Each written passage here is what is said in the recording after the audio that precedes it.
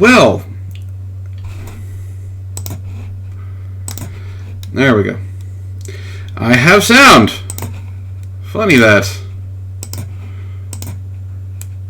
Alright, I don't have anything going on my speakers, so...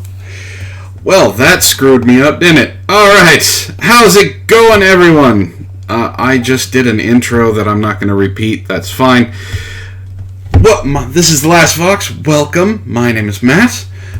We have some people waiting for me in the chat, so let's go ahead and say hello to everyone first, and we'll get right down to it.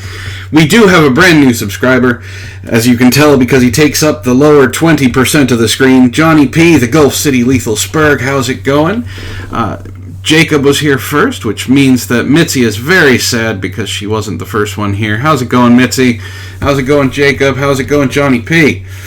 Let's see who else we have. We got Ray is here, Ben is here, Optimus Prime is back from fighting the Decepticons once again, Steve Fernandez is reading D&D spells, Damn Alien, how's it going? And I think we finally got sound and everything going, so let's get this thing started. So I've been talking about this show for a while. It's not complete. There's still some things that I want to do, still some things that I want to play around with, but I figured I've been talking about it for long enough, might as well fucking do it. So here we are. This is the Last Vox. If you don't know what Vox actually stands for, it means voice. This is the last voice of the people, and I'm going to try and, talk to you guys about things that I like talking about, maybe some funny things, maybe some memes, and once we get this thing fully going, hopefully it'll be a complete and utterly entertaining show for everyone else.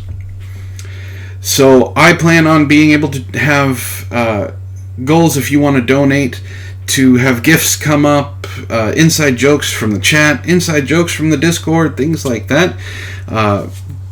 And if there's any guests that I feel like having on, maybe this is something that I can actually bring them on and talk to about. So I'm hoping that this goes well. So, with all of that being said,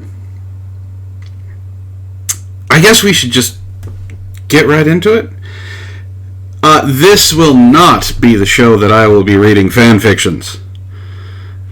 How's it going, Ishtar? I wish you could be here too. I know you're doing something this weekend, so I will see you later tonight when I pick you up from the airport.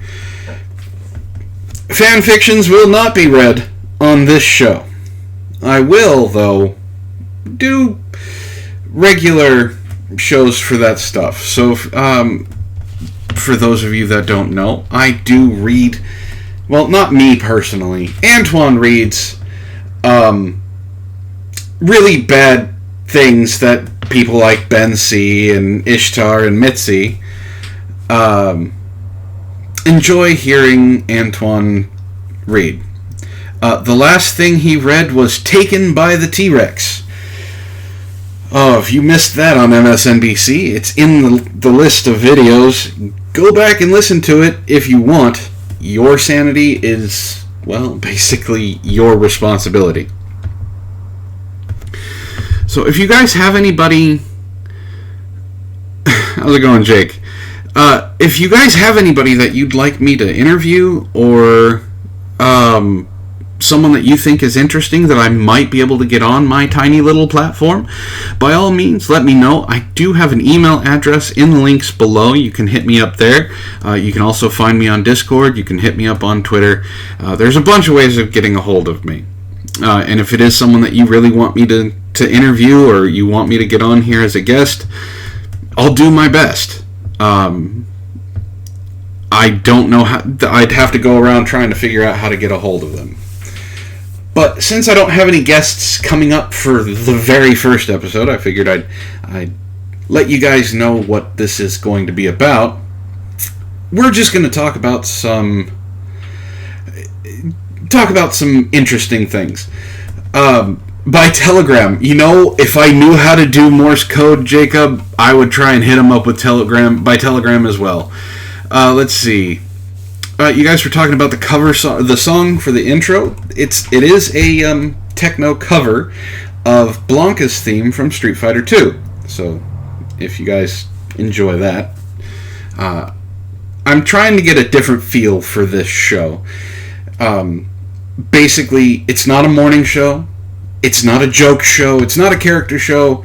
What this is going to be is this is going to be basically something that I really want to do, which is, I guess you could say, a talk show.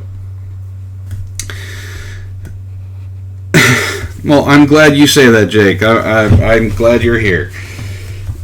So I have some articles and some things that I think you guys may have been hearing about over the last couple weeks. Now, first things first. Does everyone know who Jessica Yaniv is? This is very important. I need to know if you all know who she is.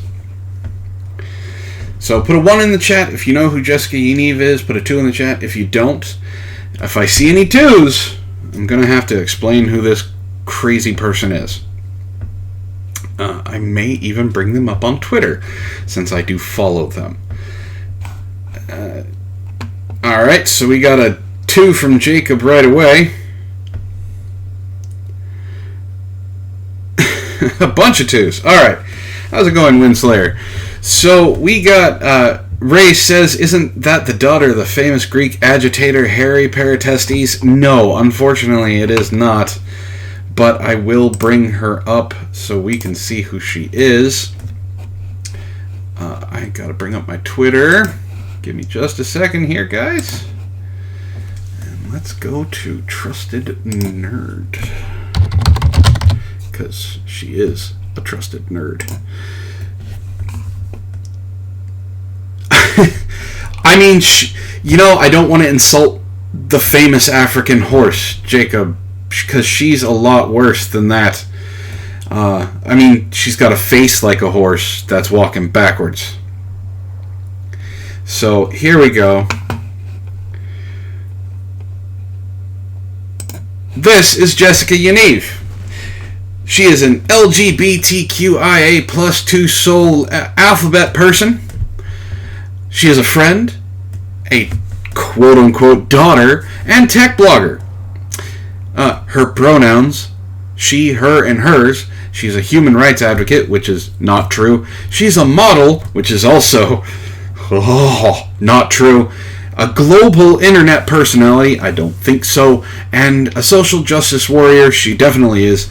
And a marketeer. Now, why am I calling, that a her? Because I want my channel to stay up. So, Jessica Yaniv got a lot of attention recently. You might have seen her having an interview. Yes, we will be keeping it away from Blossom. She did an interview with Blair White recently, about a month ago. And she's also been arrested. She's been filmed lying about her disabilities because apparently she can't walk without the help of a wheelchair, even though she's been shown chasing after said wheelchair because it decided to roll away. Jessica Yaniv got into the news because, she called around to day spas and waxing places and demanded that they wax her balls. I wish I was joking. She basically said, I am transgender, I want you to wax my balls. She didn't say my area, she didn't say my privates, she didn't say anything like that. She, on the calls, literally said, I want you to wax my balls. Oh, Jacob, I'm sorry, this is not a good time to be eating.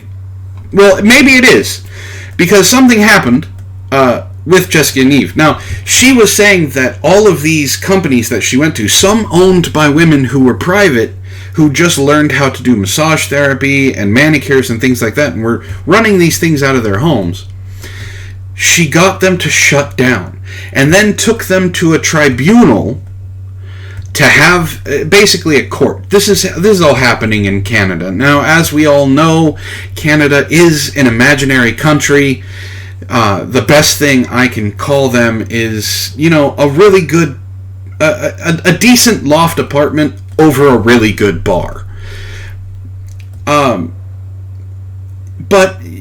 they basically had a court case that happened with Jessica Yaniv. And something wondrous happened. Now, I know you're out there and you're going, you know what? She probably won. All of these people, were forced to wax, to say that they had to wax her balls and things like that. It didn't matter if women were uncomfortable, and I'm talking about real women, were uncomfortable with touching a man's privates because he's pre-op and he doesn't ever plan on getting the surgery. So he's always going to be a him. But you'd be wrong. Sensibility and plain morality won out this time. Yes, Yaniv is the best thing to happen to anti-trans groups because they can just point to Yaniv and go, this is the reason we have issues with you. This, right here, you see all of this? All of you is why we have issues. So, she had her day in court, and we're going to talk about that. From Justice Center, the Constitutional of the Constitutional Freedoms, BC Human Rights Tribunal rules in favor of female estheticians who refused to wax male genitalia. That's right, you heard that correctly.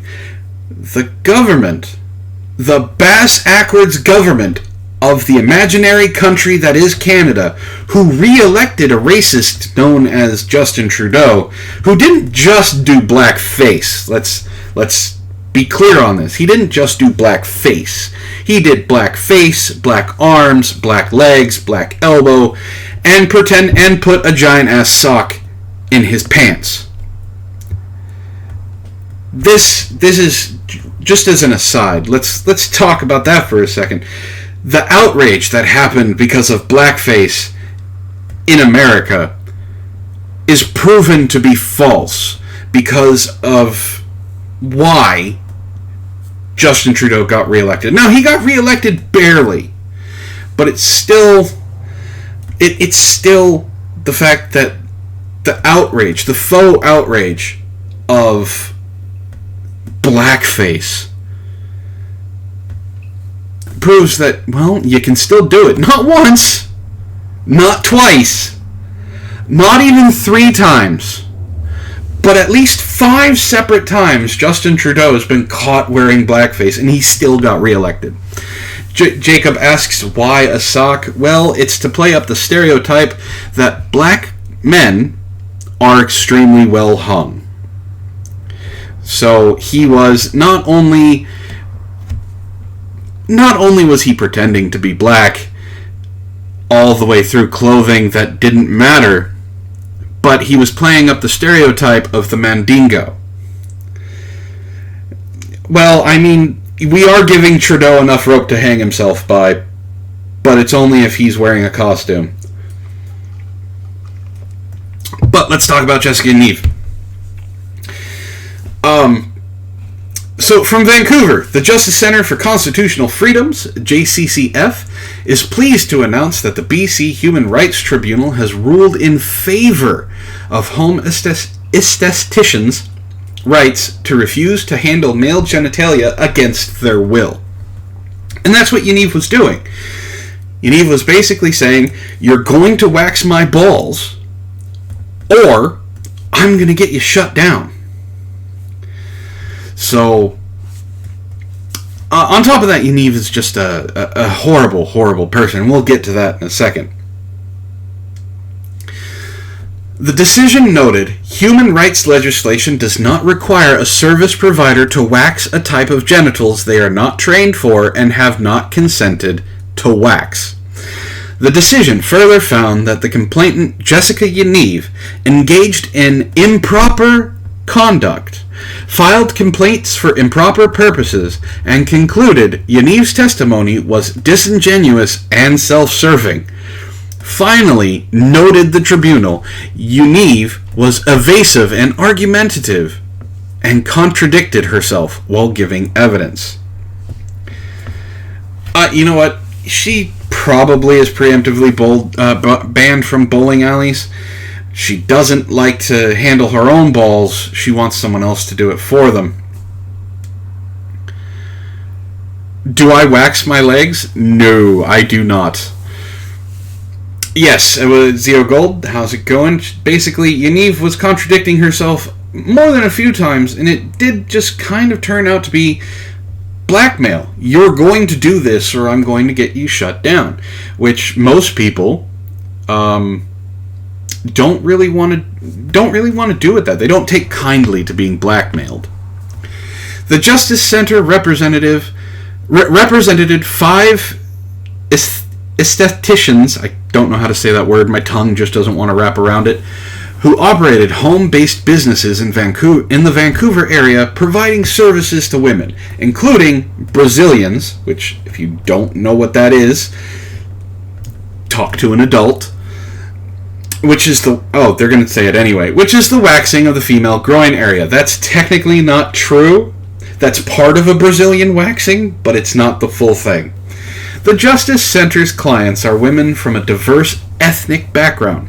The hearings for the 3 of these women took place in July of 2019. So this happened a couple months ago, but just like our court system, it takes a bit for the jury and everything like that to get back. Yaniv identifies as a woman, but doesn't necessarily dress as a woman, but possesses male genitalia. In March of 2018, Yaniv approached the waxers and requested a Brazilian to remove pubic hair from his groin area.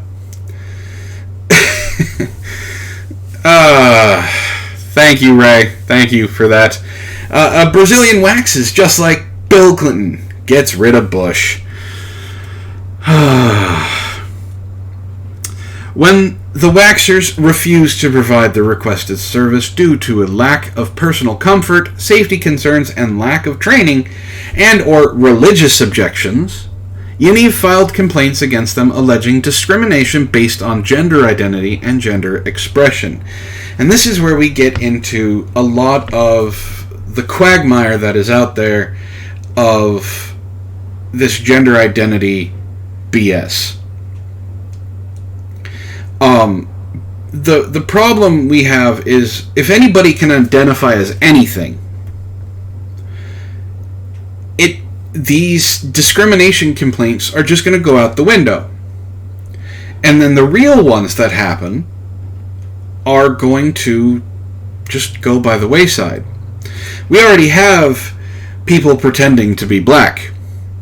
Rachel Dolezal identified as a black person. I'm sorry, a person of color. I don't want to be derogatory, because she was brown, not black. Now, let's be fair. White people aren't white. We are a version of pink. But if you can identify as black, maybe that's why Trudeau got reelected. He secretly identifies as a black person. And yes, Yaniv is uber racist. Very, very racist against Muslims. Well, I know Muslims aren't a race, but anyone from the Middle East. Well, I'm glad you think that, Yobi. Thank you for shouting that out for no fucking reason. But you do you, boo.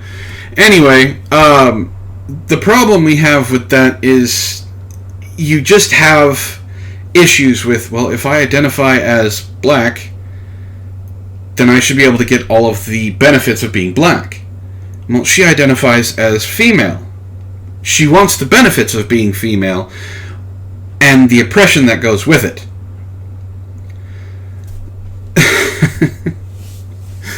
Albinos should sue for racial name appropriation? They probably could. And I identify as a pickle. I breathe red lightning and am very hungry. Well, that's cool. So we have... This is why she got BTFO'd in court, basically. Everything that's... Not only was she being disingenuous, not only was she lying, she also basically decided that if you didn't do this, I'm going to shut you down. It shows her that she's just a horrible fucking person. So let's get back to this. Where was I? In total, Yaniv filed 15 fucking complaints against various waxers and beauticians in the Vancouver area, seeking as much as $15,000 in damages against each one. Like, honestly, these are people who worked from their homes, and because they didn't want to wax her balls, she was going to sue them for $15,000. Now, again, we're talking about Canadian money, which the dollar is called the loonie, which just goes further to prove that it's not a real country. Yaniv has made numerous public comments against immigrants. This is where we're getting into the racism. At the hearings, Yaniv contended that immigrants use their religion to discriminate against trans people because they refuse to wax the male genitals of those who identify as women. Zeogold says, I identify as Rogel Dorn and I want to fortify Ishtar and Antoine's house. Well, I appreciate fortifying it. I don't know if she's anti-void, Jake.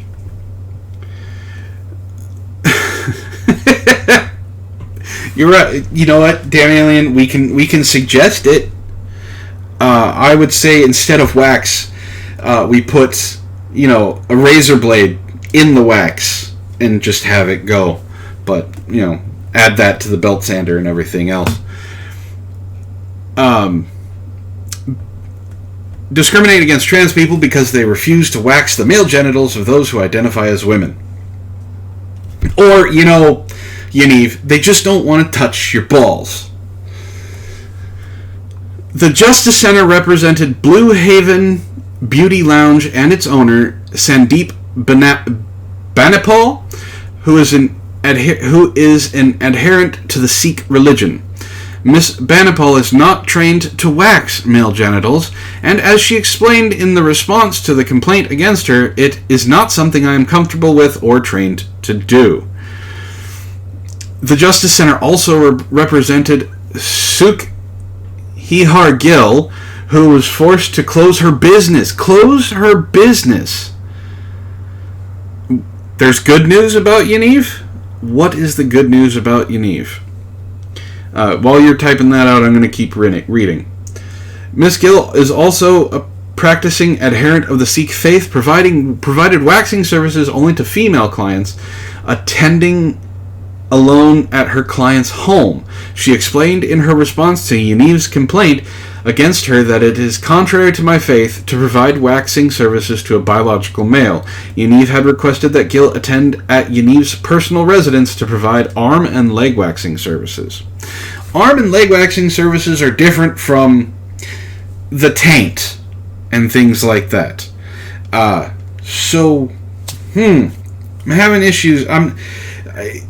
This one is a little different. All right, so we're talking about men and women, right? Well, if she doesn't feel comfortable with a man being in a man's home by herself, Yaniv then basically is saying, you have to do it. It goes through more. I don't want to go over this. It's been done to death. So let's get to the meat and potatoes of what this is.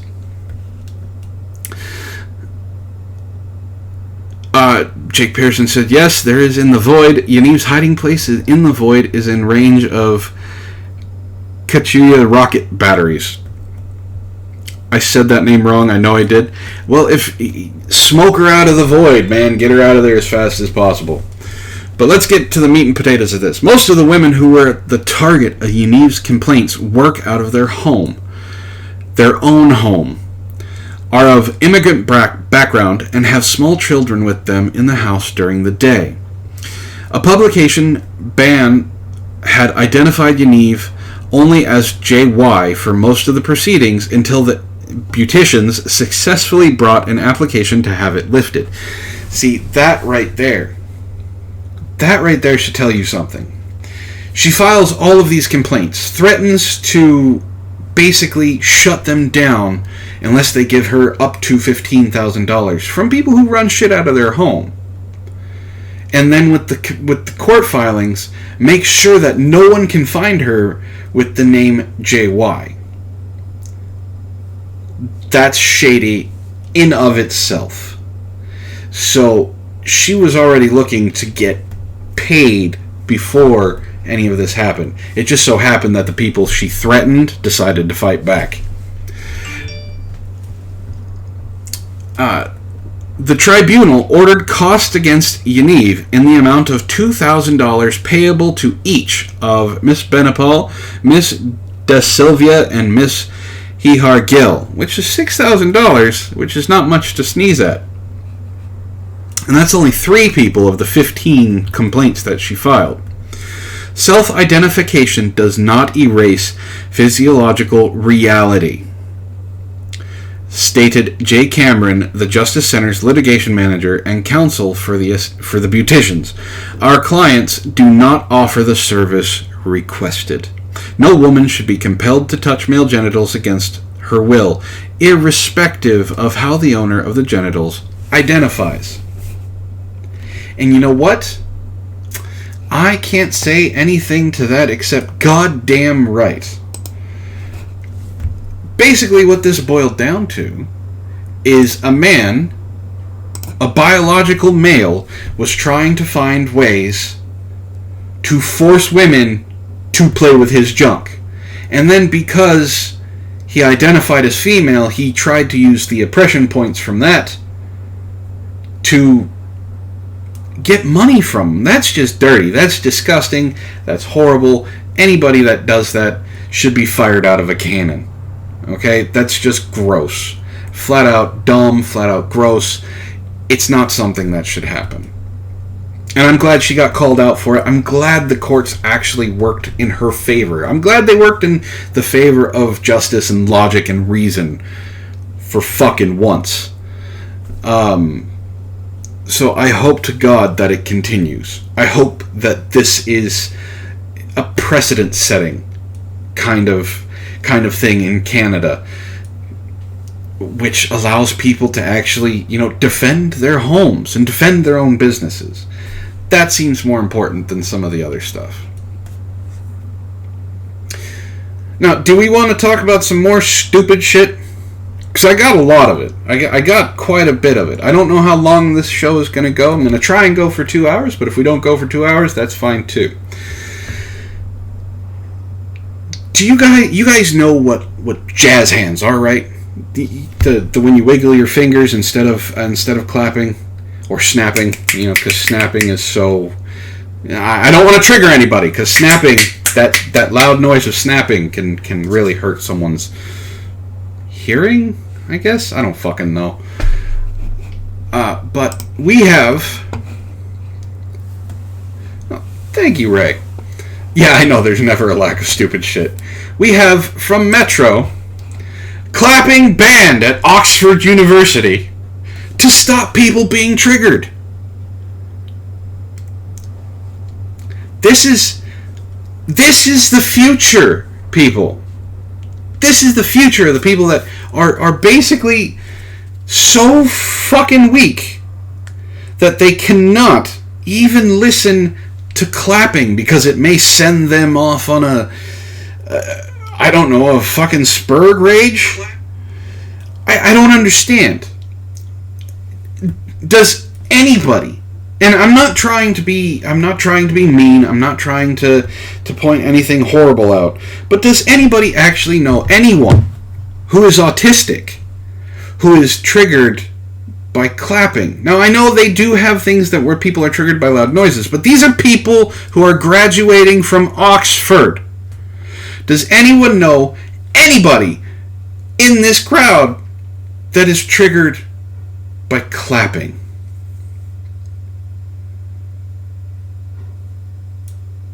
Steve says it perfectly. It's not even weak. It's oppression. They need the oppression points. So instead of clapping,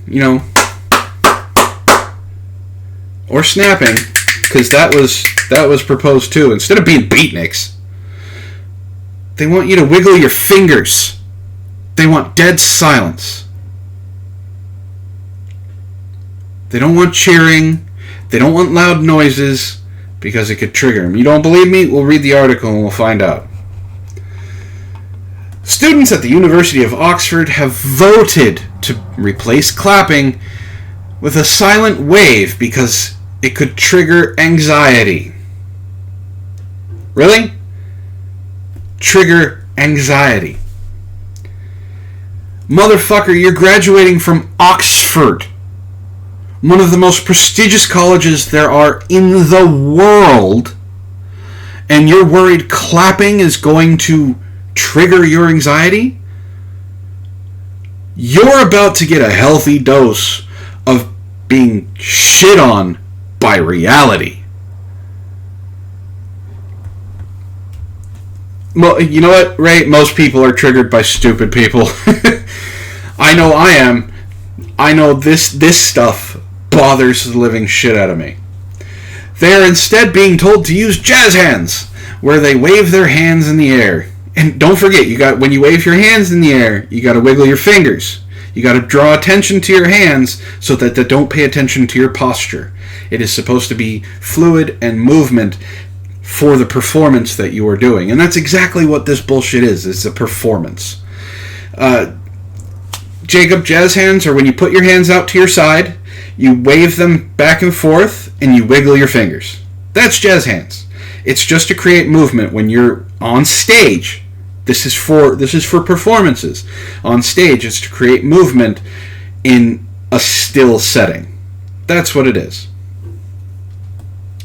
The motion to mandate the encouragement of silent clapping, that is a sentence that exists now in the universe, was successfully passed by the University Student Union officers following their first meeting of the year on Tuesday. There's no such thing as silent clapping. The act of clapping, even one-handed, makes a fucking noise.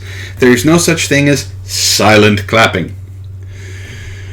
It will come aptly at student union events. It will come to apply at student union events, and if successful, rolled out to other societies and events. God, I hope fucking not. Other students had argued that alternatives to clapping already existed in some organizations and institutions, and that they should follow suit. And you know what? Those places, organizations, and institutions are laughed at.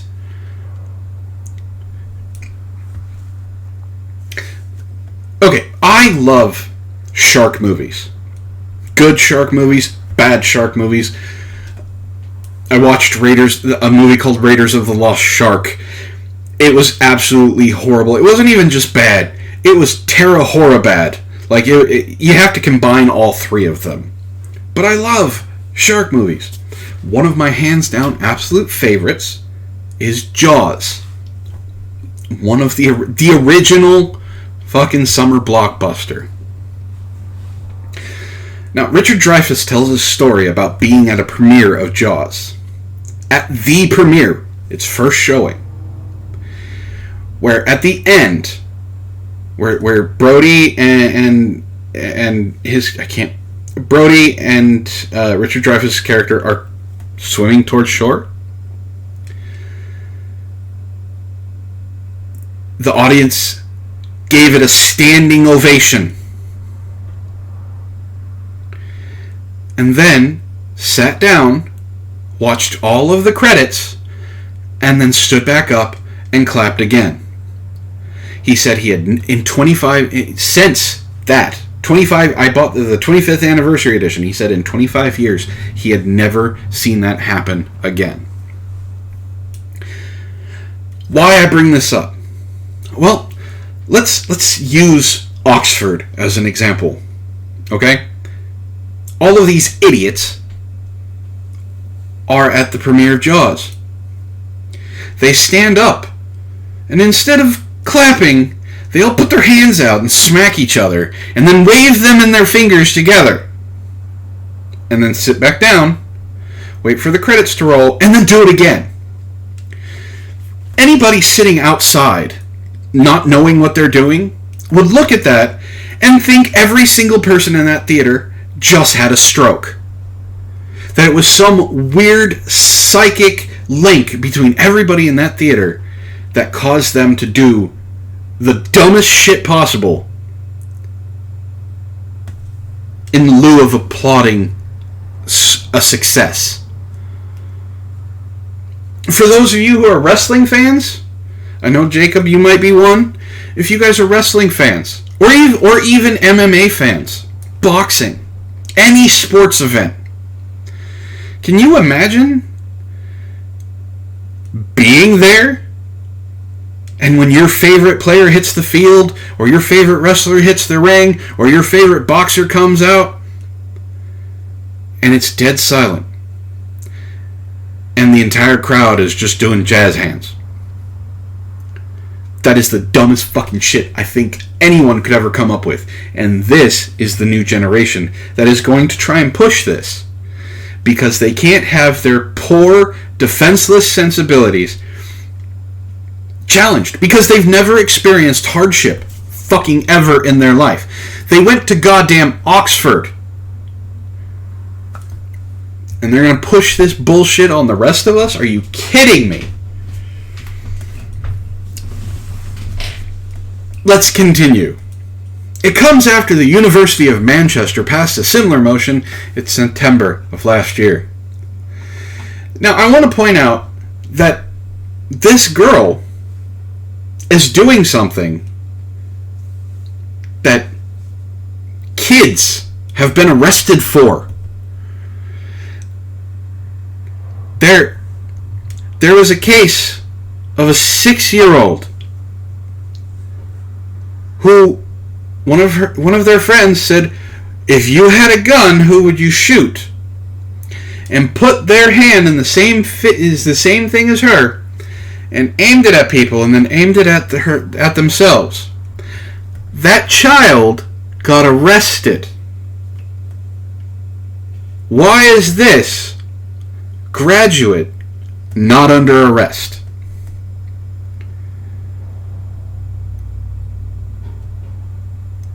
How long until the University of Manchester is renamed to the University of Pershingchester? Well, if Justin Trudeau gets a hold of anybody over there, I'm sure it's going to happen.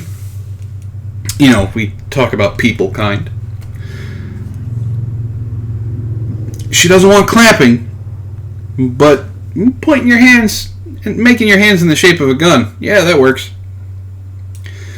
Double standards. Gotta love double standards. Alright, just a little bit more here. Jazz hands is the British Sign Language expression for applause and is considered a more inclusive gesture. That does not give you a reason. Because it's sign language, which means that's for people who can't hear. They're not triggered by clapping. Because they can't hear the fucking clapping. Are you fucking kidding me?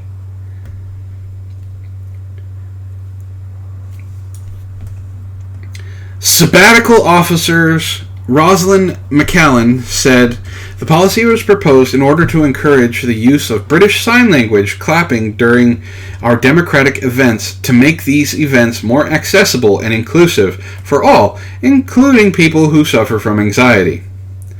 See, you fucked it right there at the end. I can get that you want to use that because you have an abundance Question mark? Of deaf people at Oxford? I mean, do all of the professors know sign language? Because if all of the professors don't know sign language, that's kind of oppressive to the majority of the deaf students at Oxford, right?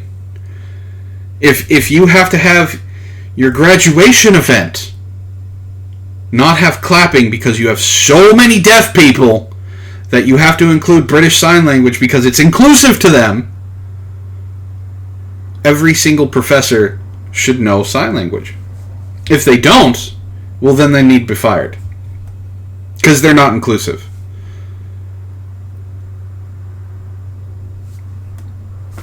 Just say we don't want clapping because we want oppression points. And you know what? Most people would be like, fair. That's fair. That's how you get ahead today. I get it. That's fair. It's stupid, but sure. We'll let you try it. And then we have the very last line of the article. Inclusivity is one of the students' union's founding principles at Oxford.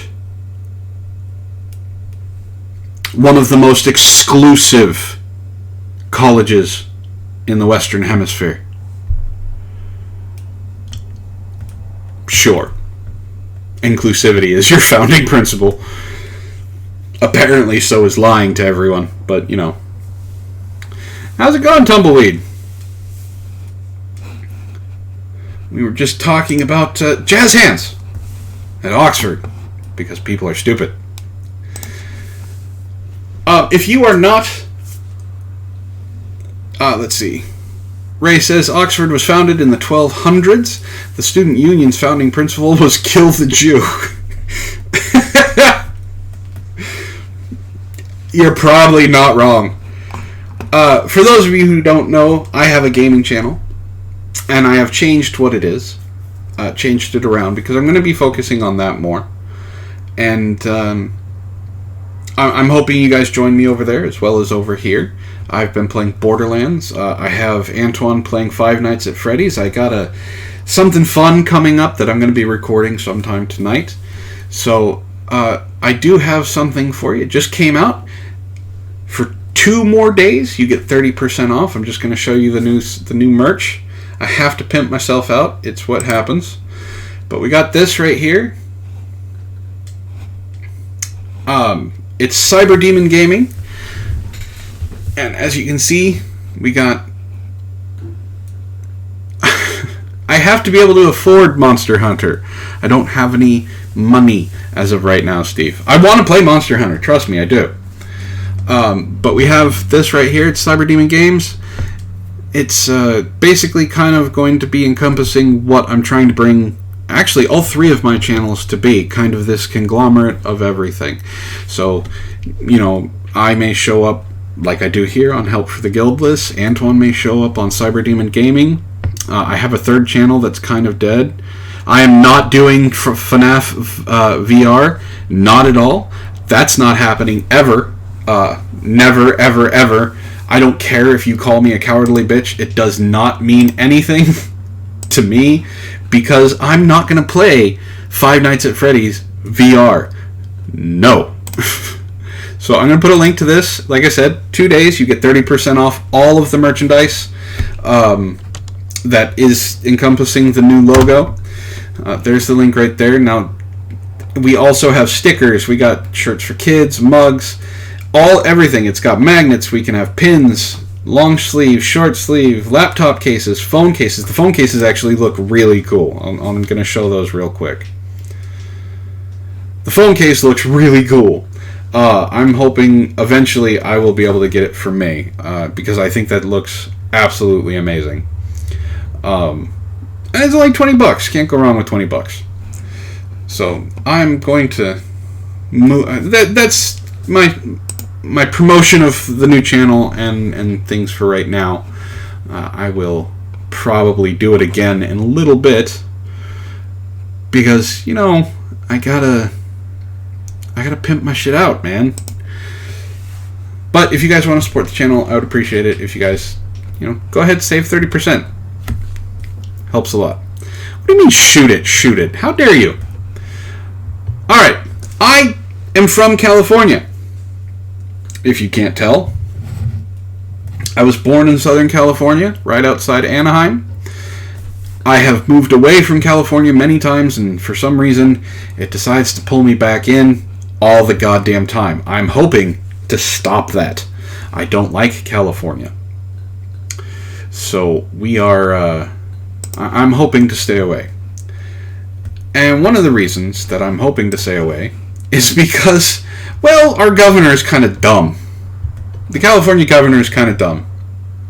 Really dumb.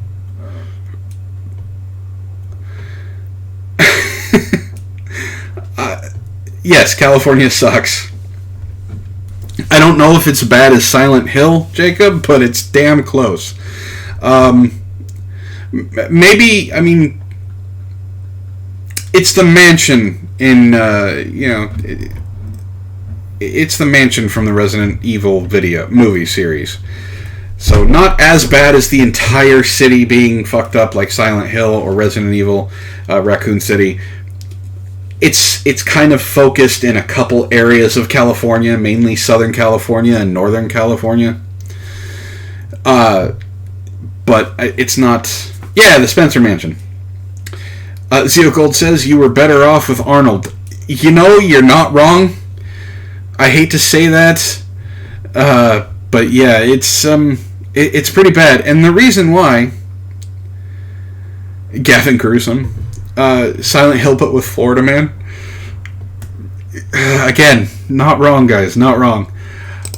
But from the Daily Caller, we got Gavin Newsom stumped by high gas prices in California, where gas taxes outstrip the other 49 states. Now, I want you to pay attention to that headline, because it's very important. Governor Gavin Newsom is stumped why Californians pay more in gas prices where gas taxes outstrip the other 49 states. Californians pay more taxes in gas than the other 49 states in the country. And he's confused. It doesn't help that he voted for a raise in gas taxes. He's the one that supported it. He's the one that put it out there. But we'll get to that. Democratic Californian Governor Gavin Newsom threatened possible legal action against oil companies in a Tuesday tweet complaining about the high cost of gas in his state. Because he's an idiot. California drivers have paid an average of 30 cents more per gallon. There's no identifiable evidence to justify that except all of the stated gas taxes. I'm demanding an investigation. If oil companies are engaging in false advertising or price fixing, legal action should be taken. Yes, I do know that California is on fire again. I honestly believe this. I say let it burn. Let the fires just sweep over Los Angeles. It's already a cesspool. The Black Plague has come back in Los Angeles and San Francisco. The only way we are going to stop a new plague, a new outbreak of the Black Death sweeping across the nation, just burn California. I'm sorry. Ray, that's technically true, yes, but the reason why gas prices are so high is they need to pay for the gas that basically they're buying, so they have to charge more. They want to make a profit, which is why normally gas, like say, even in Oregon is 60 cents less on average compared to Northern California. Well, that's because they don't have the taxes. So what happens is, we're using basic numbers. Say it's $10 a gallon, okay? For each kind. So $10 for regular, $10 for the mid-grade, and $10 for premium. The gas station owner then buys 1,000 gallons of each. So that's $10,000. So $30,000. It's $10,000 per. The taxes he then has to pay on it cause that to skyrocket in price. So instead of $10,000, he's actually paying about $50,000 per tank.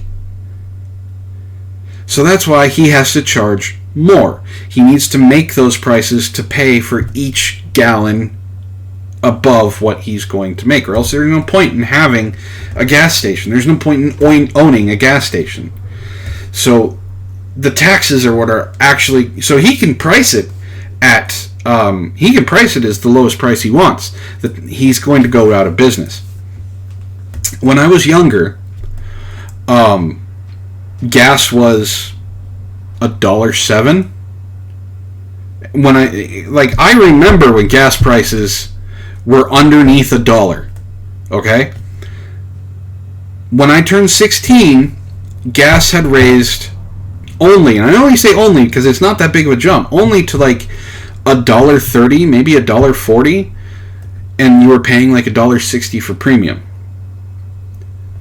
There was a gas station that everybody flocked to because they got hit with injunctions and penalties because they got caught with their hoses were not pumping out the amount of gas that the register was saying it was. So it wasn't a lot. It wasn't like you paid for 10 gallons and you only got 5.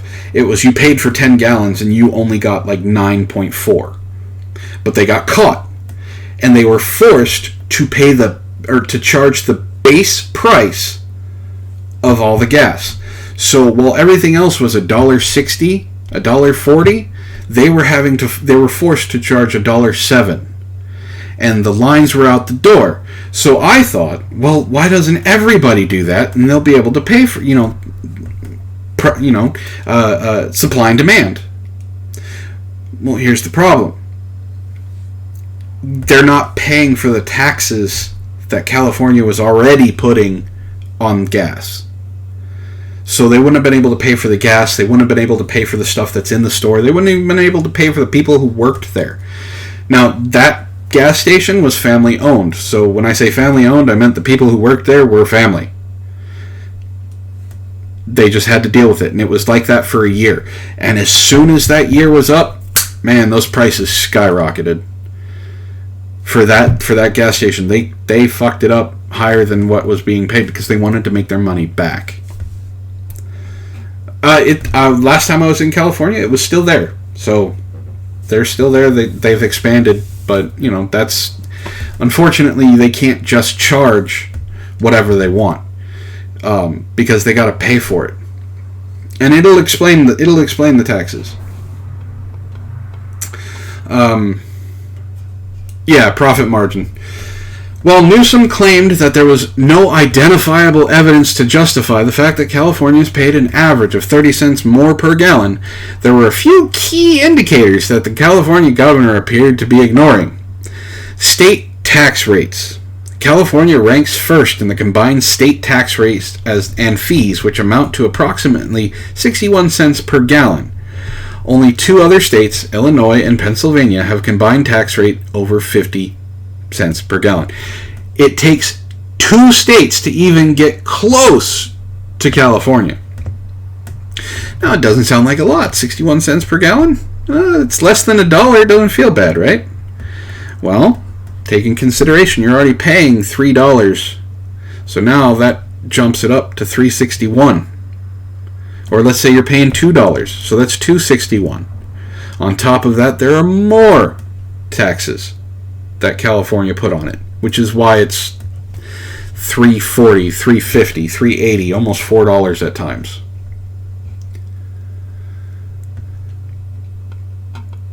Gasoline blends. This is another important one. California's more stringent environmental regulations have also played a part in raising the price residents pay at the pump, effectively turning the state's fuel market into an economic island.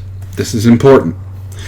A 2015 article in the LA Times explained the phenomenon, saying that the Golden State state market is isolated from outside fuel suppliers that had moderate prices, which is why when you go to Arizona, you go to Nevada, gas is instantly cheaper.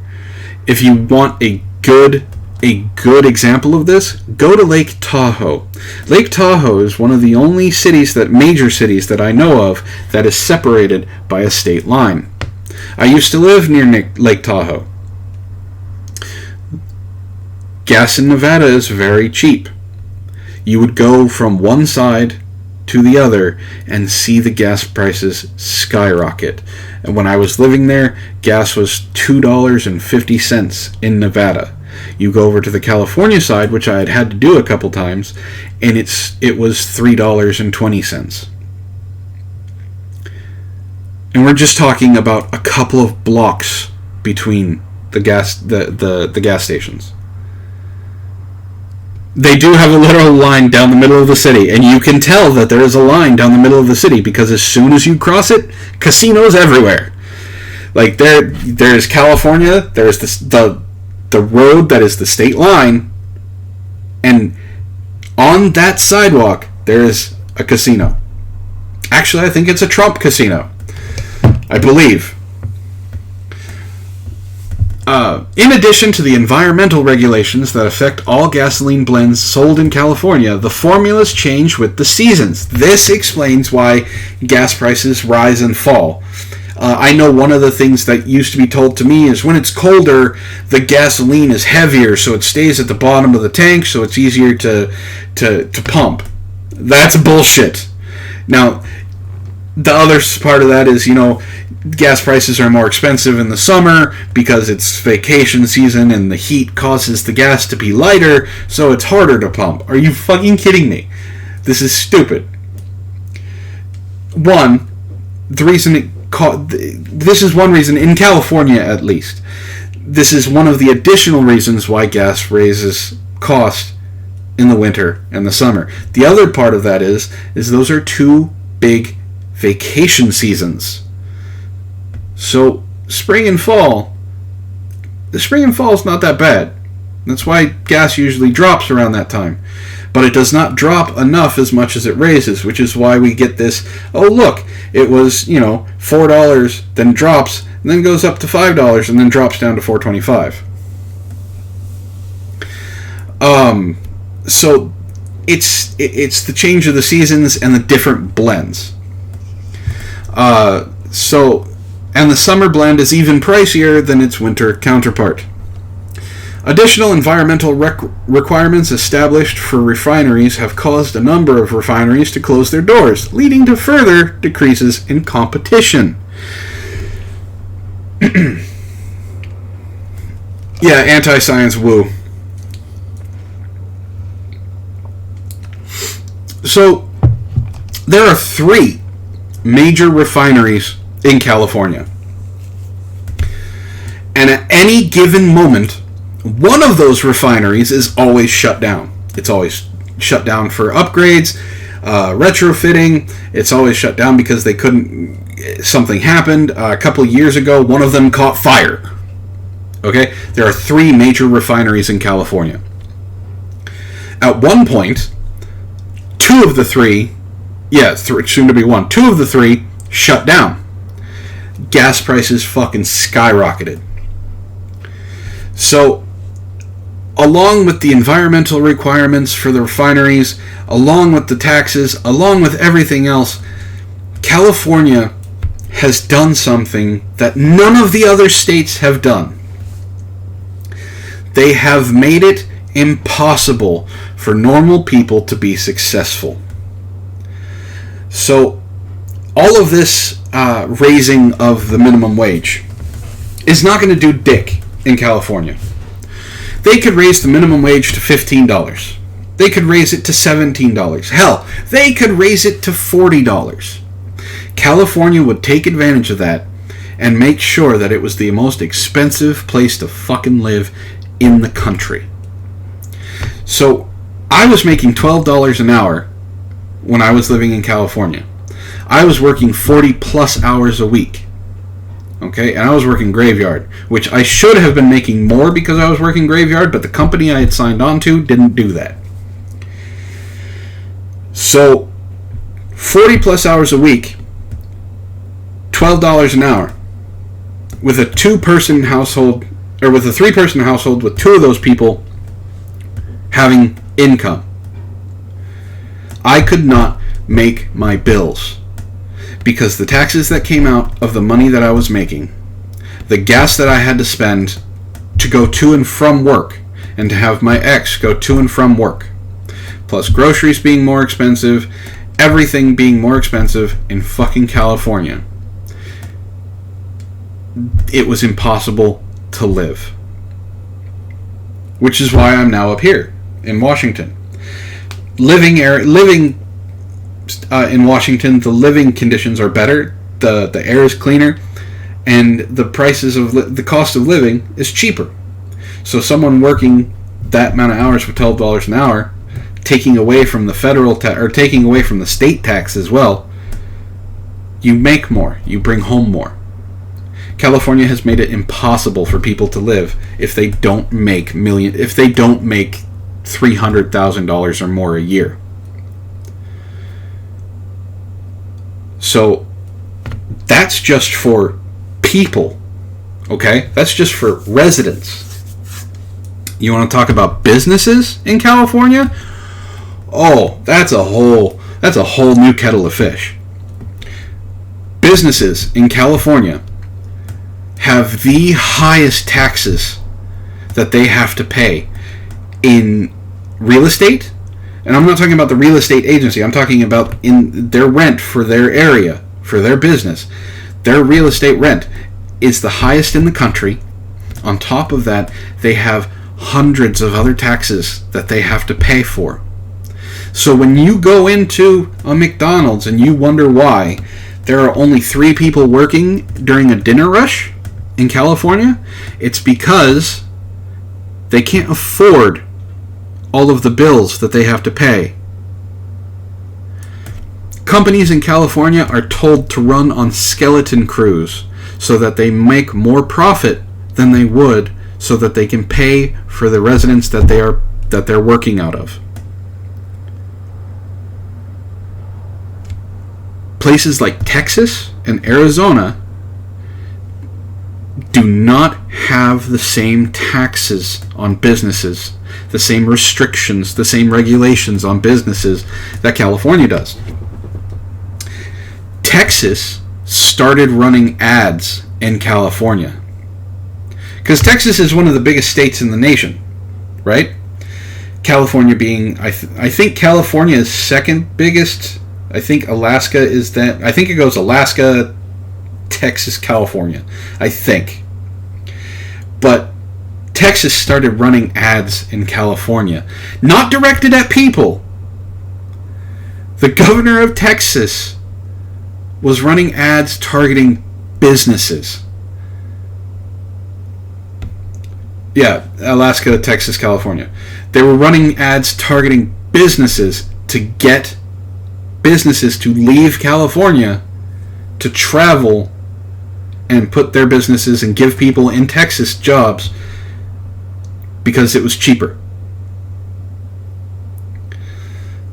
It's fucking ridiculous how horrible California is, and the governor doesn't understand the simplicity of why gas is so expensive in California. So here's the last bit of it. While California's most recent gas tax hike, which Newsom supported, went into effect this past July, which makes gas even more expensive, many of the environmental regulations impacting price at the pump predate his time in the governor's mansion. So what they're saying is, excuse me, let me get something to drink here real quick. What they're saying is that on average Californians pay more for gas. about 30 cents more. That's actually a percentage, and I think it's about 40%. They pay 40% more than anyone else. Within that 40%, there is 30% that is unaccounted for. It's a mystery. It's a mystery charge. So at best, say they get rid of that 30% or that 30%, we're still talking about maybe 10 cents of that 30 cents going away. Which, when you're buying gas, you always go to the cheaper one. So I can understand getting rid of 10 cents is going to make a lot of people's days happy. But it's still not... They're just going to add another tax to get the 10 cents back.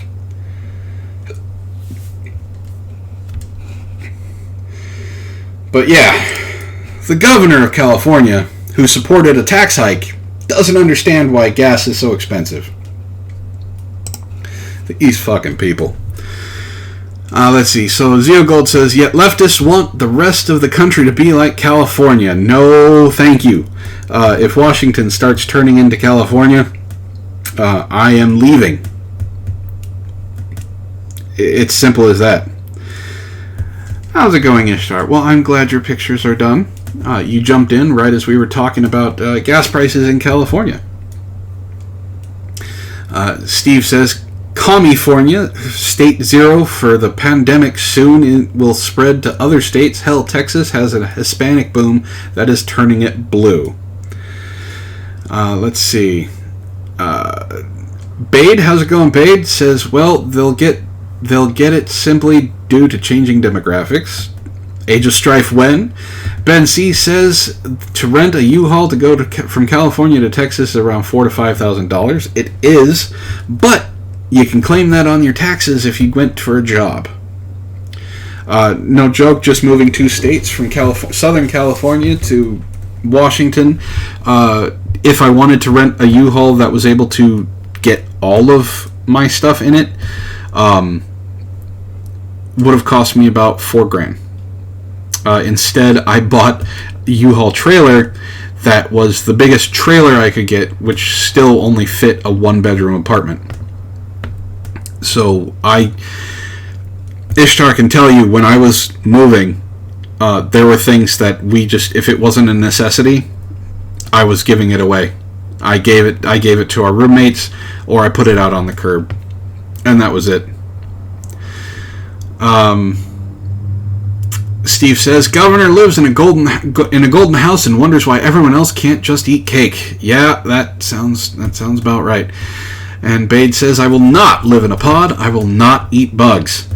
Don't forget, Bade. Today on Twitter, there's an article going around on how human blood sausage is tasty. They don't want you to just eat bugs. They want you to eat other people. The left are insane. And it wasn't always like that. At one point, I was a progressive.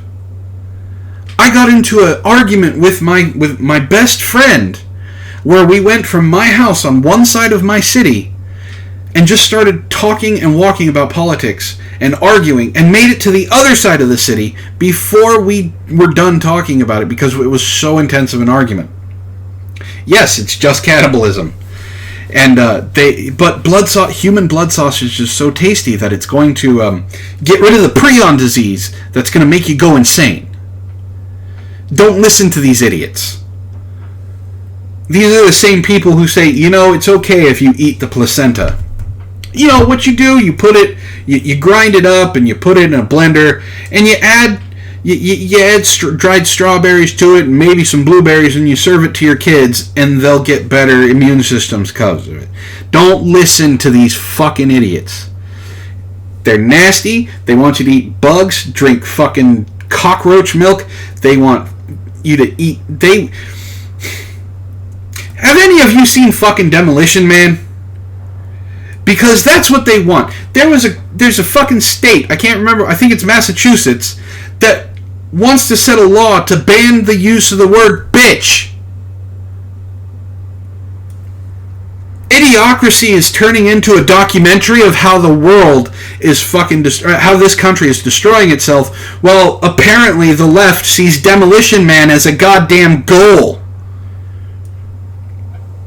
Look, if they can explain how the 3 seashells work, I may be on board with them.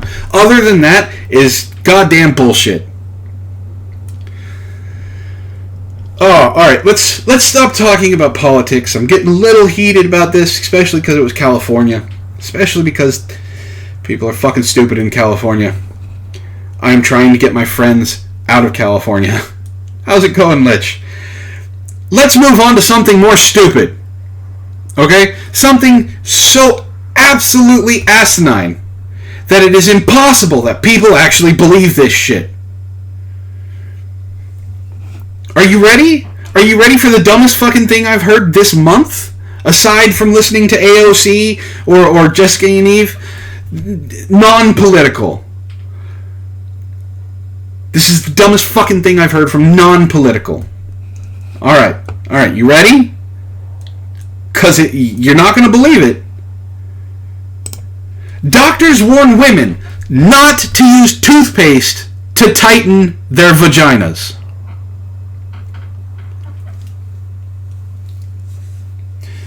Ladies in the chat, I have a single question to ask you. Has the thought of putting toothpaste up your cooch ever occurred to you? At all? Did the thought of putting fluoride and spearmint flavoring ever cross your mind that it was a good fucking idea and that it was going to tighten your hoo-ha?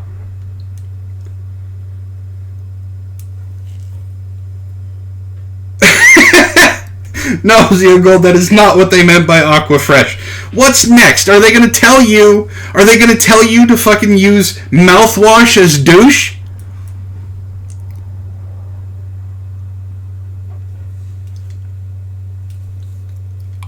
Seriously. I haven't read this article, but it's been on my computer for about 2 weeks. Because I can't bring myself to read it. But for you guys, we're going to go through this. Ray says, do they use the toothpaste as a weight while they do Kegels? I don't know. I do not know. But let's go through this. This is from the New York Post. This is from a magazine that is supposed to be the sister company of the New York Times, which, with an article like this, after what the New York Times did to Hillary Clinton's words, it makes a lot of sense. So, natural selection is a gift that keeps on giving.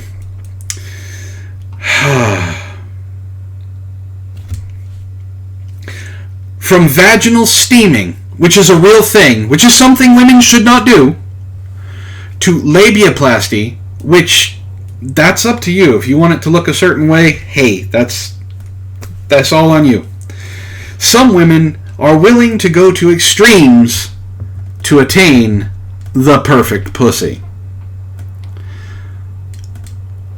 And just when you think you've heard it all, another bizarre do-it-yourself method emerges. Yes, women steam their clams, Ray. It is to get rid of...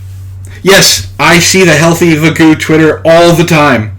But yeah, they steam. And it's supposed to clean out the candida and bad bacteria. What it does is it throws off a woman's pH balance and gives them a yeast infection.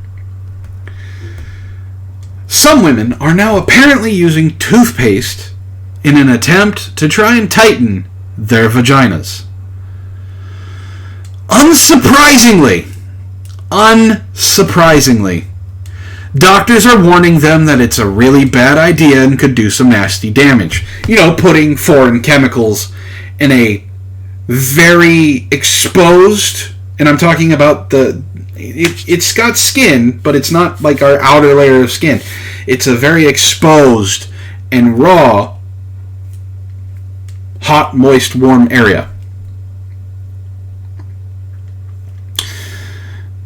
It might be a bad idea. Vanessa McKay, consultant, gynecologist, and spokesperson for the Royal College of Obstetricians, that's that word, and gynecologists, said it's a myth that toothpaste will tighten the vagina. Yes, women are fucking weird, and Ishtar says my cooch does not need to be minty fresh. Ray says 4 out of 5 dentists do not recommend this. 10 out of 10 gynecologists are kicking the crap out of that 5th dentist. Yes, they are. I didn't even know that this was a myth. Like, I know about bees. I know about how alligator crap was used as a contraceptive back in ancient Egypt. I know about douching, which some gynecologists say that shouldn't even be done. I know about goop and their $300 jade egg that is supposed to strengthen your vagina. Did not know about the toothpaste myth. This is interesting to me because this would... I know a lot of... the New York Times must be writing this for politicians.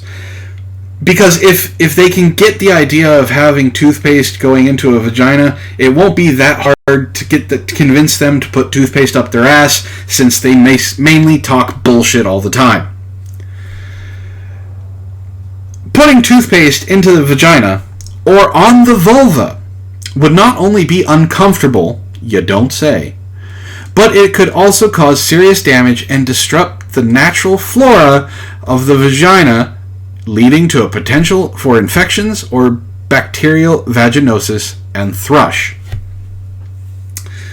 There is a there's a little biodome that all women have down there, and it is self-contained. There is nothing you need to do aside from washing yourself every single time you take a shower or a bath and scrubbing the area, that it can't take care of itself. So, okay. Oh, God, this is a horrible analogy. Ladies, Ishtar, Mitzi, I know you're both in the chat still. I apologize for this analogy ahead of time, because the joke is there. Fish does not smell like fish. Okay? If you buy fish from the deli and it smells like fish, it has gone bad. In the same essence, if a woman smells like fish, she is not taking care of herself. Do not put your lips on it. Don't put your dick in it.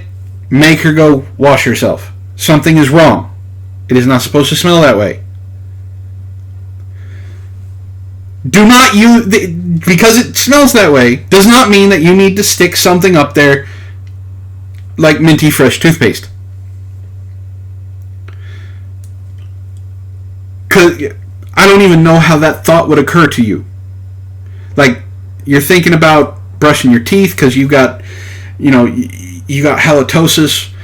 I mean, your breath is kicking harder than Bruce Lee. So you think, brush your teeth, that goes away. The smell then will go away if you do the same thing with toothpaste. I don't fucking know. Don't do it. It's bad. Some kinds of toothpaste contain small particles that could also cause painful microabrasions to the vaginal walls. No duh.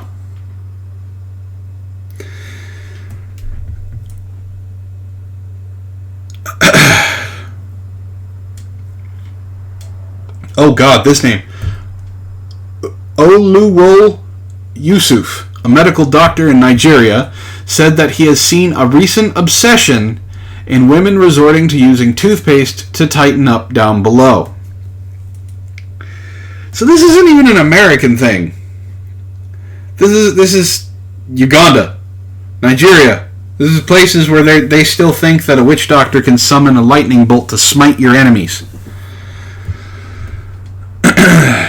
He even went as far as saying that using the dental product on the vagina could leave women infertile. so a vibrator would act like an electric toothbrush.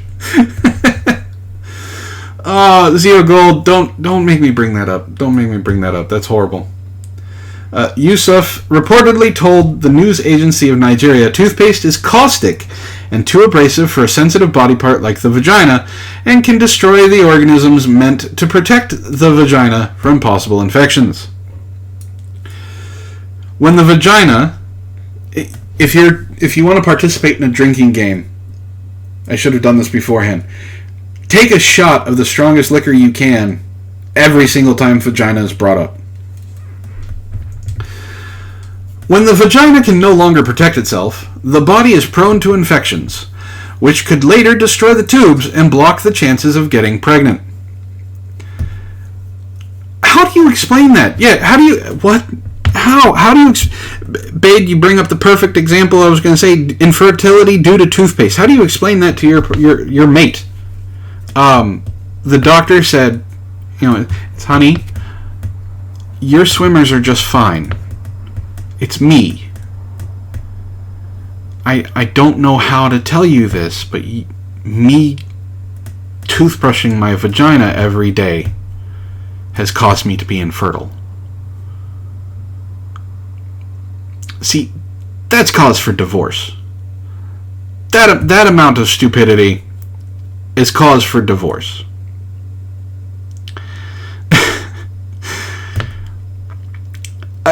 Ray, it makes it sound so much worse. Toothpaste helps fight cavities, and the vagina is technically a cavity, and the toothpaste is definitely fighting the ovaries.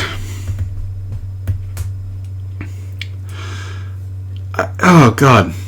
He urged women to not be body shamed, because that's what it is. It's the body shaming movement. All of you toxic masculine men out there who hate women and hate their bodies. You're body shaming them to put toothpaste into their vaginas. It's all your fault. I don't know how, but it's your fault. By their partners and to be confident in their own skin. Instead, Yusuf said there are other exercises or practices that women can try out to slowly tighten the vagina. And as you guys have brought up in chat already, Kegel exercises and yoga exercises are part of the exercises that can make the vagina tight without engaging in harmful practices. McKay also recommends pelvic floor exercises for women who are concerned about the tightness of their vagina. Now, okay, this whole tightness thing, I can guarantee is from women who have had children already. Now, there is a myth going throughout puberty that once a woman has a child vaginally, she will never be satisfied by your penis ever again because the walls are going to be so stretched out. You know what? Bade is right. Men can also have vaginas. This chat needs to be more trans-inclusive. It's not that the men actually have vaginas. It's just they are vaginas. But let me get back to my point. There is this myth going around that once a woman has a vaginal birth, she will be completely stretched out. Nothing will rescue it. Sex will be horrible. This is not true. If you hear... Now, if a comedian is talking about it, it's a joke. Let it go. If it's someone who's honestly talking about it, and it's usually teenagers, if it's your teenager, sit them down, slap them on the back of the head, and go, that's not how the human body works. Because if that was how the human body worked, even the smallest cut would never heal. Doctors do say, depending on the age, is how fast that crevice tightens back up. Doctors now tell women who have given birth vaginally, after we get your stitches removed, because stitches are usually involved, do Kegels. It will tighten you back up if you're worried about that. They do talk about the pelvic floor exercises, which is basically a woman laying on her stomach and making it look like she's humping a pillow. This stuff that they talk about is what gets purported by comedians in a joke, and then young people take it and shame people for it. Knock it off. Stop being stupid.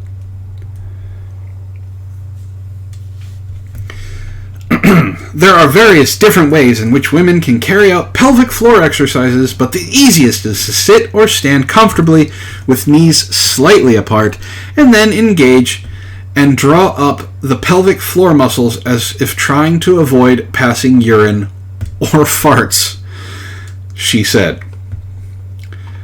Oh, this is actually a pretty long article. Alright, we'll burn through this. Not like the burn that you feel when you shove toothpaste up where it's not supposed to be, but we'll burn through the rest of this article. To check that the correct muscles are being exercised, women can place a finger or thumb into the vagina and squeeze the pelvic floor muscles at the same time. They should feel a gentle squeeze as the muscles contract. Alright, Ishtar, we will talk to you later. Have fun with whatever you're doing. Yes, it is called having common sense, which has become far less common. Thank you, Internet, very much. I said that already. Women can build up the strength of their pelvic floor muscles by doing 10 slow contractions and holding them for about 10 seconds each. The length of time can be increased gradually, and the slow contractions can then be followed by a set of quick contractions. This process should be carried out 3 or 4 times a day. In some women, however, vaginal laxity may be due to pelvic organ prolapse. Ugh. In which case, it may be appropriate to be referred to a gynecologist for an expert opinion. Okay, so the prolapse thing. I know you degenerates in the chat, you have watched some horrible porn. When you start getting up to the porn where she's taking 3 dicks at a time in the same hole, that's when a prolapse happens. It is not good. Most of the time, surgery is needed to repair it. A prolapse is when the inner muscles detach from the wall of the uterus. Don't do that. If you are regularly fucking a dude who is literally hung like a horse, maybe, just maybe, you shouldn't tell him to go balls deep as often as he does. But then again, I mean, if you're a size queen, talk to Bad Dragon. Seriously. I'm sure if you're a size queen like that, they have something for you. The potentially dangerous trend comes after reports that men were rubbing toothpaste on their penises to last longer in bed. No, don't do that. No. That doesn't work either. It's the same thing. It's a caustic chemical. The glands around the head of the penis is just as sensitive and just as exposed and just as raw as the inside of the vagina. What the fuck are you doing? Why are people this stupid? How does this shit start? I don't understand.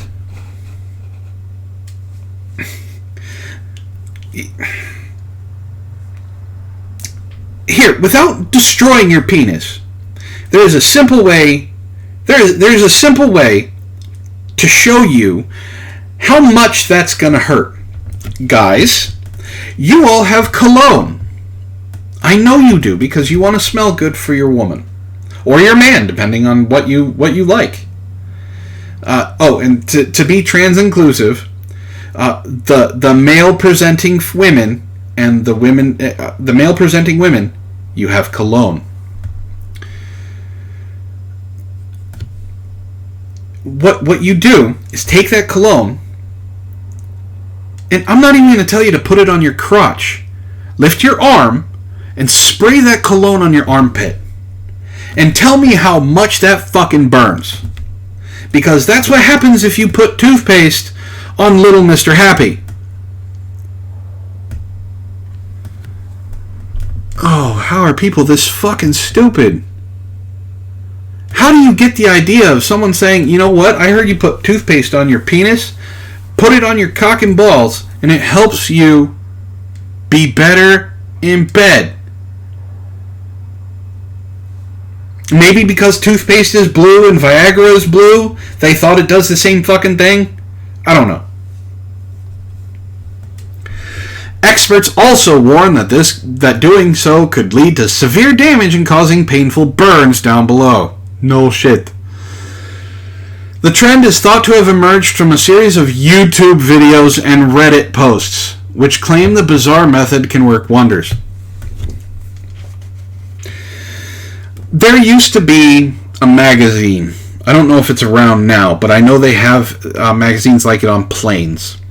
And it says, as seen on TV. Do you want to know why that moniker is around? Because they stopped when infomercials started. They made amazing claims that these things could do, that whatever their product was. It was the new snake oil. So they had to start showing and putting disclaimers on their products as seen on TV, because people would believe it wholesale. Now, that whole as seen on TV thing kind of lets you know that whatever the product is, it's cheap and bullshit. If something on YouTube tells you, if someone on YouTube tells you that putting toothpaste in your vagina is going to tighten it up, my first response would be, you first. Same thing with Reddit. Fuck Reddit. Don't believe the shit on the internet. We get told daily that people try and steal your stuff from YouTubers who are like, use a VPN. Some of the biggest YouTubers I listen to, Bearing, promotes a VPN because people are always trying to steal your shit. And yet people still click on stupid ads or stupid links because they don't pay attention.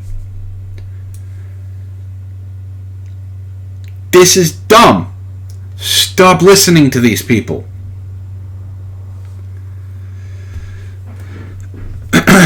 In particular, one YouTuber, Jose Barber, claimed it will crush premature ejaculation and erectile dysfunction without dangerous drugs. You'll last for 30 minutes longer. You first. Open up a Pornhub account and show me you putting toothpaste on your peen. The VPN company got hacked. Perfect. But UK consultant pharmacist James O'Lone said, I urge anyone thinking of trying this rather worrying toothpaste technique to cease and desist.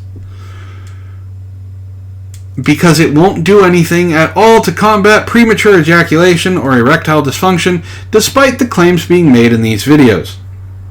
The peppermint oils and other chemicals in toothpaste, including bleaching agents, can be extremely irritating to sensitive skin. By putting it on your genitals, you can actually risk a mild burn, as well as blisters and scarring. Yeah, that'll make you last longer. Do you want to know why it's going to make you last longer? Because no one's going to fucking touch you, and the only thing you're going to have is your hand.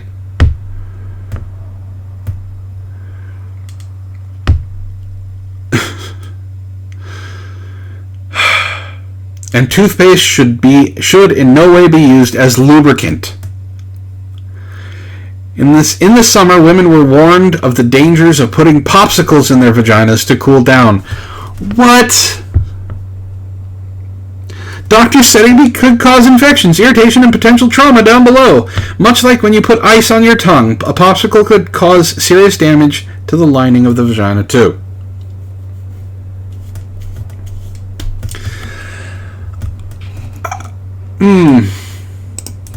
Yeah, that's... Oh, that is just... Oh. That's the end of the article. We're stopping... That. Yeah, it's never-ending stupid. Look, popsicles can be used in foreplay, right? But you don't shove it up there and keep it up there because you need to cool off. That's... No. It's sugar. God forbid you fall asleep in the park. You're gonna have ants all over you. Anyway. Alright, let's get on to this last thing. Everybody's heard about this. So, do you guys like Facebook? I mean, I don't use mine as much anymore. I pretty much stay on Discord and Twitter. But do you guys like Facebook? I'm honestly asking. Because I know Mark Zuckerberg has been grilled by a bunch of people because of the shady practices of Facebook.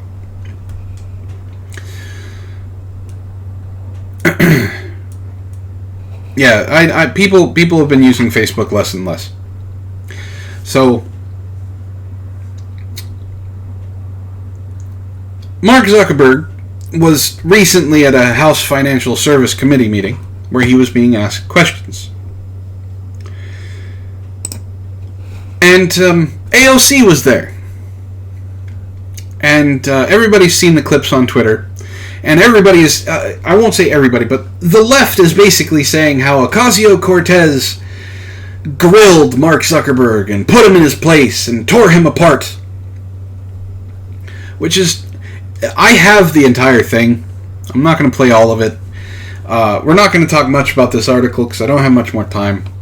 But I'm going to play something that needs to be heard. Because this is what's being portrayed. So we'll go through this a little bit until I get to the point where where it talks about what I want to talk about. Yeah, the Democrats went full apeshit on Zuckerberg for nothing. So, from the Insider, Representative AOC grilled Facebook CEO Mark Zuckerberg during his congressional testimony Wednesday, and he struggled to come up with the responses to her questions. The reason why he struggled is because her questions were dumb. Her questions were trying to catch him in a gotcha moment. And she was reading from a fucking script. And that's the part I'm going to play. Zuckerberg sat before the House Financial Service Committee as the congresswoman from New York asked him questions about fact-checking political advertisements on the site, whose policy has faced criticism from other politicians like the 2020 presidential candidates Elizabeth Warren and Joe Biden. Because these are also two people who have pushed the whole, Trump was colluding with Russia, even though it was shown not to be that way. Oh, and as for the Ukraine, yeah, Biden did a quid pro quo, but no one's talking about that. It's just the fact that Trump is trying to get the Ukraine to get dirt on Biden. You don't need dirt on Biden. Let him keep talking, let his eyes start exploding with blood, and him to keep tonguing his fucking dentures, and people will not vote for him.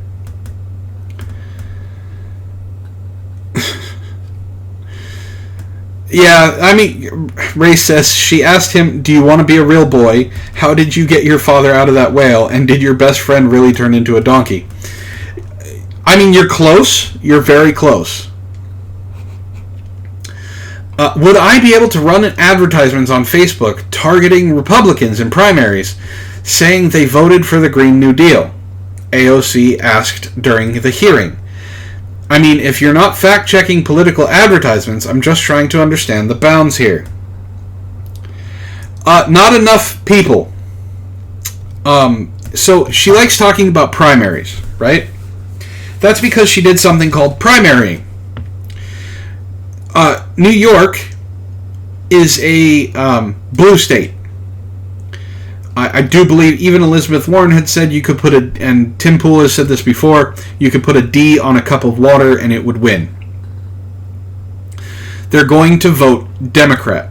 So the person she overthrew, and I do mean overthrew, he wasn't campaigning. He wasn't talking to people. He thought he was going to win just on the fact that he had been there the longest. So in a county with 75,000 constituents, AOC won with 1,500 votes. It's why we have her. She's threatened to primary her own people. This is not someone that we need to be listening to. She is a Twitter personality at best. And people who see her on Twitter think that that's how that's how the real world is. So they just listen to the Twitterati, the Twitterites that are about faux outrage and cancel culture. So they listen to AOC because they think she's fucking genius because she's got 3 million followers on Facebook. Big fucking deal.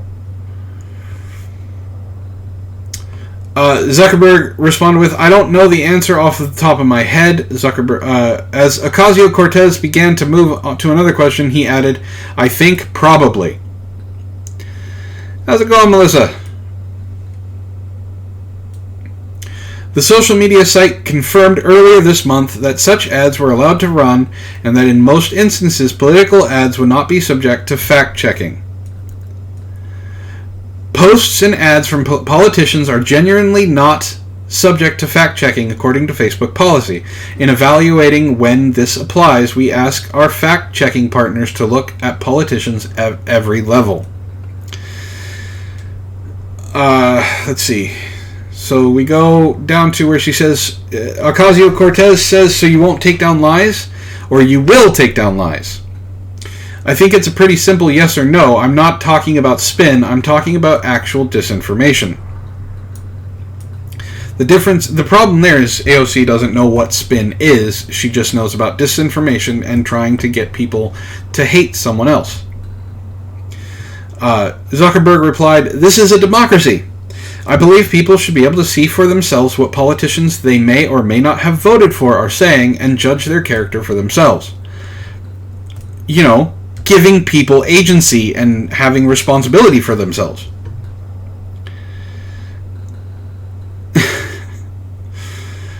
The Facebook CEO clarified the site would take down any posts calling for violence or could risk imminent physical harm or voter or census suppression. The things that AOC doesn't like against her, but doesn't care about against conservatives. Let's see. Talking about specific stuff. Okay, so not that much more, and then I'll go to the clip. There will be some instances where a false or partly false rating from our fact-checking partners will affect politicians. Facebook policy continues. When the politician shares a specific piece of content, i.e. a link to an article, video, or photo created by someone else that has been previously debunked on Facebook, we will demote that content, display a warning, and reject its inclusion in ads. The Congresswoman proceeded to ask about Facebook's partnership with Check Your Fact, a subsidiary of the Daily Caller, which has been tied to white nationalists. And what they're talking about is they're talking about Ben Shapiro. Check Your Fact is one of 6 third-party organizations working with the social media site for fact-checking, including the Southern Poverty Law Center, which is a debunked, obviously biased fact. You know, no one believes the Southern Poverty Law Center about what they fucking have. Pepe as a symbol for the alt-right.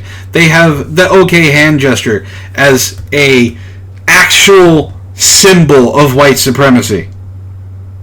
When your fact-checking law center includes memes like that, you have lost all credibility. But she doesn't call that out. No, it's just the Daily Caller, because it's a conservative site.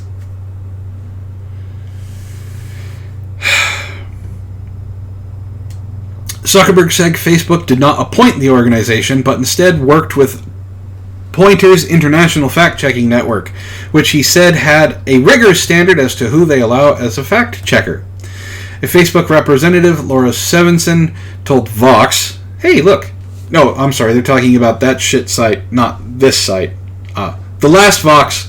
The Last Vox is better than Vox because I'm at least going to give you the context of what I'm talking about, and articles and evidence if I need to. We do believe in having a diverse set of fact-checking partners. Surprisingly, having both sides of the fence wanting to check your stuff is a good deal. So I have the clip that I want to show everybody. So give me just a second and I will play it. I have it already geared up to where it's the juicy stuff. So here we go.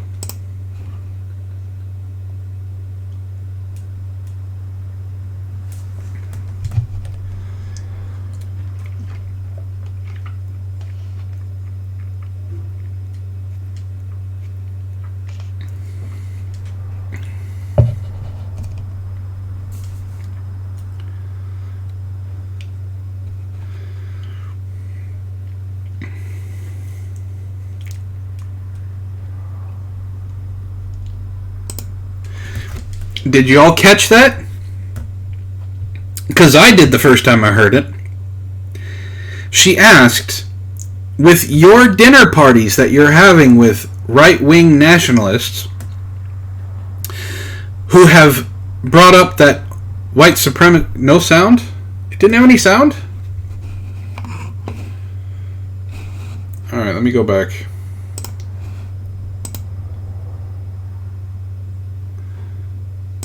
Okay, so no sound is coming out. So let's fix that.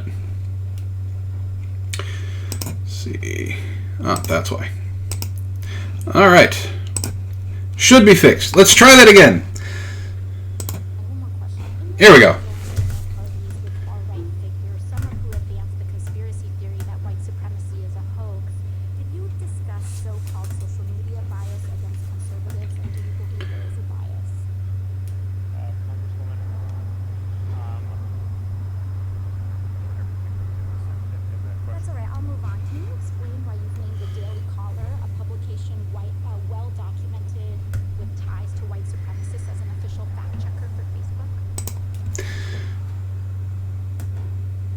Now, I know there was sound because I can see it. So, don't lie to me, Ray.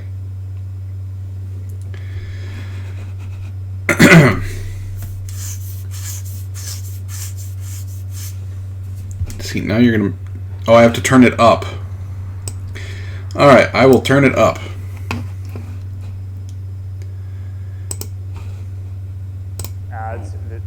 One more question. In your ongoing dinner parties with far-right figures, some of who advance the conspiracy theory that white supremacy is a hoax, did you discuss so-called social media bias against conservatives, and do you believe there is a bias? Congresswoman, I don't remember everything that was in the question. That's all right. I'll move on. Can you explain why you've named the Daily Caller, a publication well-documented with ties to white supremacists, as an official fact-checker for Facebook? Congresswoman, sure. AOC should be a chipette. Okay, so for those of you who don't, that may be something with your sound, because I'm hearing it just fine. I have it as loud as it can go. If you didn't catch that, she wanted to know, in his numerous dinner parties with far-right leaning proponents of who believe that white supremacy is a hoax, was it ever brought up? And then when he's like, what? She basically goes, don't worry, we know. That cutting him off was her basically kind of getting a gotcha. He couldn't answer the question. Because honestly, I caught him in a truth. Basically, he was trying to comprehend the word salad that was her question. And instead of letting him answer it by re-asking the question, she basically said, don't worry. We understand that you're a white supremacist and you don't believe white supremacy is real. We're going to move on. Are you sure you understand that the Daily Caller, which has factually been linked to white supremacy, you know, that white supremacist neo-Nazi Ben Shapiro, do you have an issue with them being part of your fact check? And I think it's still showing it. It may be a little bit longer, but Zuckerberg does answer her. And since AOC is going off of a script, it throws her. We actually don't appoint the independent fact checkers. They go through an independent organization called the Independent Fact Checking Network that has a rigorous standard for who they allow to serve as a fact checker. So you would say that white supremacist tied publications meet a rigorous standard for fact checking? Thank you. Congresswoman, I would say that we're not the one assessing that standard. The International Fact Checking Network is the one who is setting that standard. Hey, That's what I was saying. She's going off of a script. It didn't matter what Zuckerberg answered. She was always going to bring up that the Daily Caller is tied to white supremacy. So, that's the issue I have with this.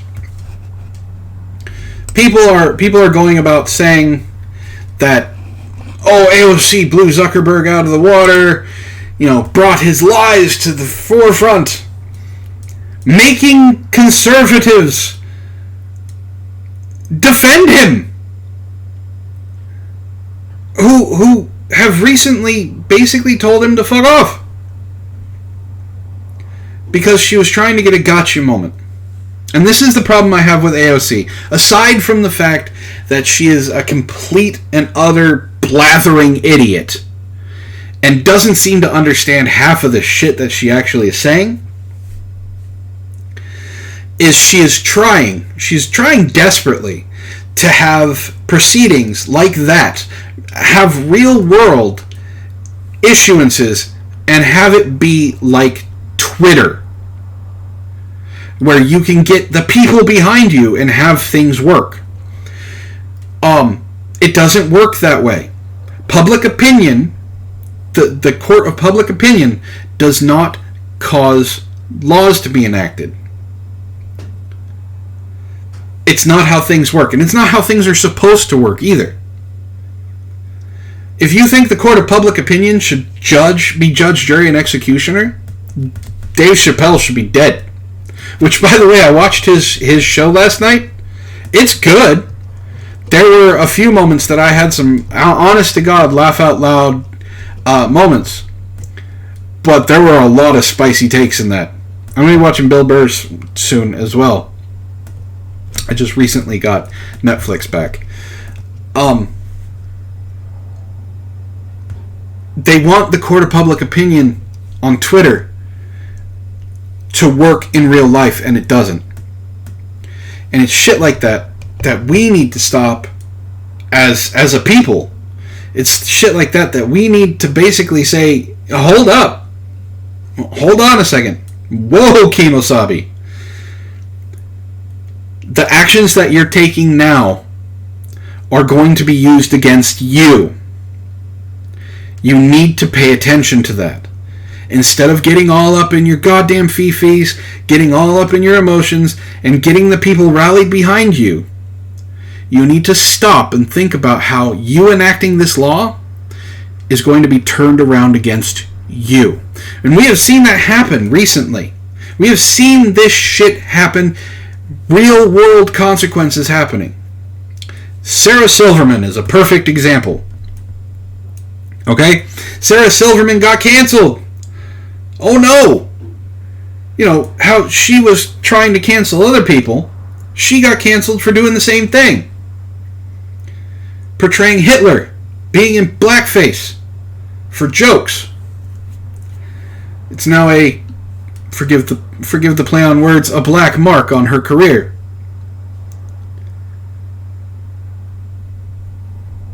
This shit is stupid, folks. What happened? Donald Trump had someone meme out the Kingsman, that badass fight scene in the church in the Kingsman, and put all of the people that Trump can't stand as heads. And Kathy Griffin was in that little thing. And if you watched the entire clip, Kathy Griffin gets killed by someone who is not Trump. Okay? I watched it. She's one of the last people to die, and Trump does not kill her. One of the last surviving people kills her. Okay? And then that person gets killed by quote-unquote Trump. Kathy Griffin was saying that this is a threat to her. This is Donald Trump killing her. How come it doesn't go back, it doesn't work for him as what it did against her with her holding up Trump's head? Well, you chose to do that, Kathy Griffin. You chose to take that picture and chose to take that political stance. You got the backlash that happened. You thought you weren't going to get the consequences because you believe Twitter. You believe the craziness that is the left on fucking Twitter and thinking that is everyone. Thinking that that is everyone in this country and how they want to feel and how they do feel towards Orange Man being bad. That's not how it works. I'm sick and tired of it too. That's why I'm doing this instead of what I normally do. I'm sick and tired of it. That's what the Last Vox is about. Getting that voice out there. I'm not saying I'm a voice for the people. I'm talking about myself. These are all my personal opinions. You know, I go and find the articles that I want to talk about and stupid shit like that. But I would consider myself one of the regular people out there. I'm in between. I'm a left-leaning conservative. I can be swayed either way. But when the right has not really moved since the Clinton era, Bill Clinton, not Hillary Clinton,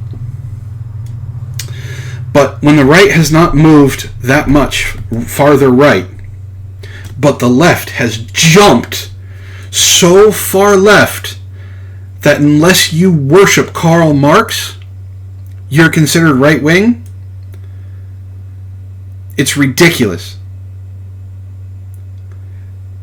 These idiots have gone so far left that they're calling Obama a conservative, a Republican. You know, the guy who actually initiated Obamacare, healthcare for all. He's a Republican, apparently. We need to rewrite the history books, apparently. I mean, I wish I had more to say about this idiocy. I will have more to say. I'll have more to say next week. And I hope you guys join me next week. I hope you guys enjoyed this. And like I said, if you have someone you want me to interview, you have someone that you want me to talk to or try and get a hold of, I'll do my best. I have an email address down below. It's really simple. It's helpfortheguildless at yahoo.com. Hit me up there. You can hit me up on Twitter, or you can join my Discord. Thank you very much for subscribing, Windslayer. I hope you enjoyed the show, and I hope you all enjoyed it as well. And I will be seeing you guys next time. You want me to interview you, Steve? Honestly, I'm talking about anybody. If you want me to interview anybody, I'll do my best. But I hope you all have a wonderful evening. Thank you for joining me, and I'll see you guys next time on the Last Vox.